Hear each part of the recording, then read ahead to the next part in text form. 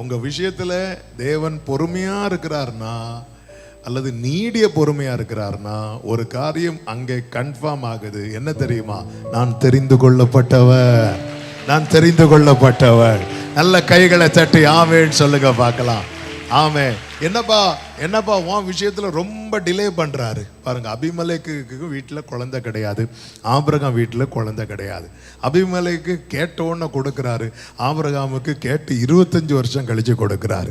இதுலயே தெரியுது யார் தெரிந்து கொள்ளப்பட்டவன், யார் தெரிந்து கொள்ளப்படாதவன்.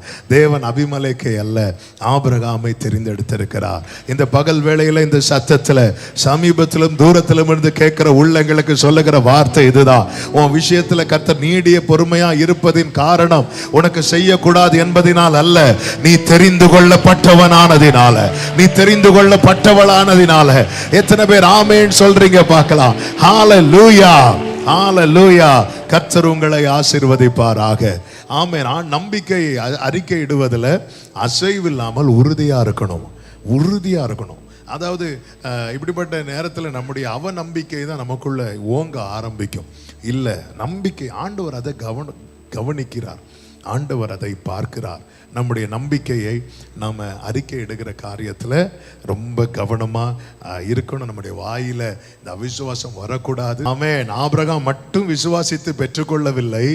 ஆமென். ஆதியாகமத்தில் அவனுடைய விசுவாசம் சொல்லப்பட்டிருக்குமானால் எபிரேயர்ல இன்னொரு ஆளுடைய விசுவாசம் எழுதப்பட்டிருக்கிறது. யாருடைய தெரியுமா?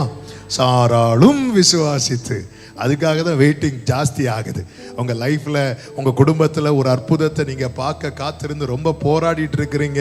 ஆனால் இன்னும் வரலன்னா இந்த போராட்டத்தில் உங்கள் கூட இருக்கிற உங்கள் துணையையும் கர்த்தர் இணைத்து கொள்ள சித்தம் வைத்திருக்கிறார்.